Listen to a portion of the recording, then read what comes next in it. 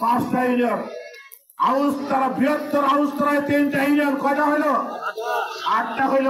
তারপরেও আমাদের পক্ষের শক্তি বিভিন্ন ইউনিয়নে রয়েছে এই হলো মধুপুরের চিত্র আমরা আগামীতে চেষ্টা করবো ধনবাড়ি যে তাদেরকে এনে আপনাদের সামনে কথা বলাবো ধনবাড়ির রাজনৈতিক অবস্থার পরিপ্রেক্ষিতে আজকে সেখানে ধানের শেষের জয় জয়কার শুরু হয়ে গেছে আজকে তাই আমরা আমার বাড়ির কাছে লোককে আমরা কেন এমপি বানাবো না ধনবাড়ির লোকের জায়গায় এমপি বানাতে চায় আমার এলাকার লোক আমার প্রার্থী আমার ভাই আপনার পরিচিত আপনার স্বজন তাকে আমরা ভোট দিয়ে জয় করতে পারবো এখানে মোহাম্মদ সাহেবের লোক আছে দল থেকে 10 জন যাবে একজন পাবে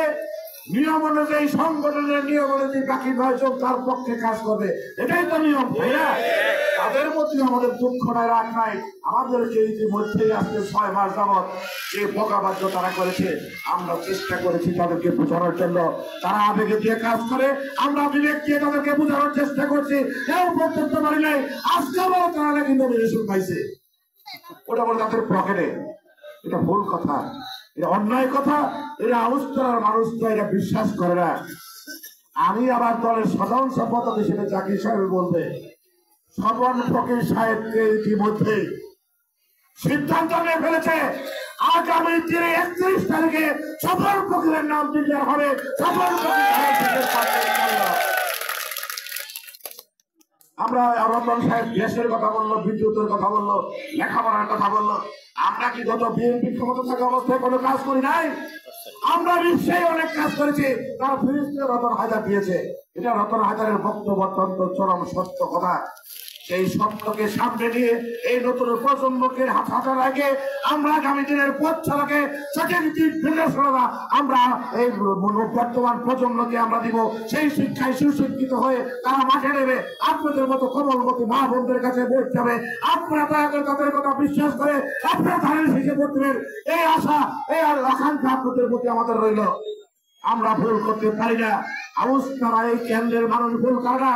যাকে ভোট দেয় দল মত নির্বিশেষে একত্র হয়ে তার পক্ষে ভোট দেয় সেটার প্রমাণ আমি নিচে নাসির সাহেবের আমার বাড়ির পিছিয়ে আউসতলা ইউনিয়ন ছিল না আপনাদের বাড়ির পিছিয়ে আউসতলা ইউনিয়ন ছিল না তার মধ্যে ওই এক মাথা থেকে আরেক মাথায় এসে আপনারা বিপুল ভোটের ব্যবধানে আমাকে নির্বাচিত করেছেন আমি সম্মানিত হয়েছি সেই সম্মান রাখার চেষ্টা আমরা করেছি তাই বারবার ছুটিহারি পাহাড়ি এলাকার মানুষের কাছে লালমাটির মানুষের কাছে আমরা লালমাটির সন্তান আমরা লালমাটিকে ভালোবাসি আমরা লালমাটির মানুষকে ভালোবাসি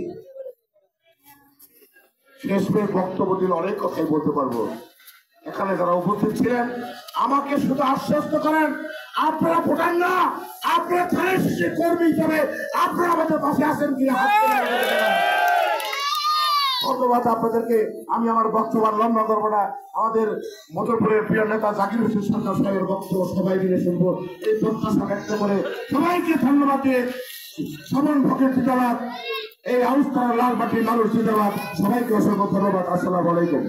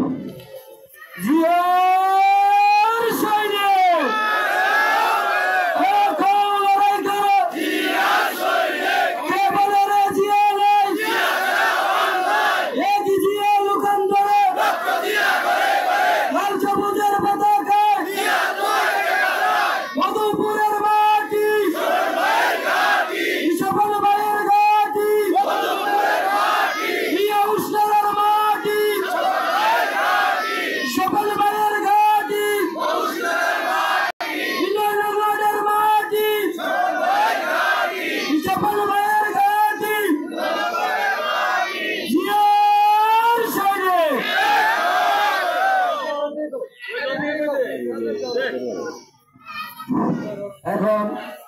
ইতিমধ্যে আমাদের মাঝে এসে উপস্থিত হয়েছেন আউসতলা কলেজ ছাত্র দলের সিনিয়র সহসভাপতি নাসিমুজ্জামান, সহসভাপতি জিয়া, সহসাধারণ সম্পাদক আরিফুল ইসলাম, সিনিয়র যুগ্ম সাধারণ সম্পাদক সিয়াম, আউসতলা ইউনিয়ন স্বেচ্ছাসেবক দলের আজিম, আউসতলা ইউনিয়ন ছাত্র দলের খোকন, মধুপুর উপজেলা ছাত্র দলের হৃদয়, তারপরে তুষার, আরো যারা আছেন মধুপুর উপজেলা কলেজ ছাত্র দলের অন্যতম নেতা ফেরদৌস।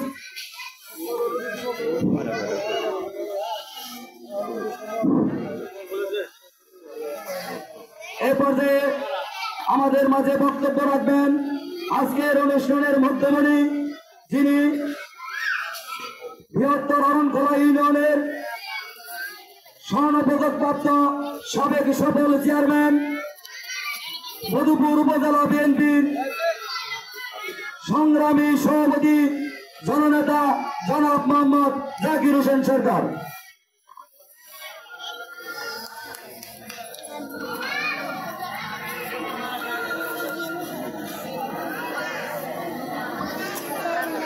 বিসমিল্লাহির রহমানির রহিম। ঐতিহ্যবাহী আউশনারা ইউনিয়নের 9 নং ওয়ার্ড বিএনপি আয়োজিত আজকের এই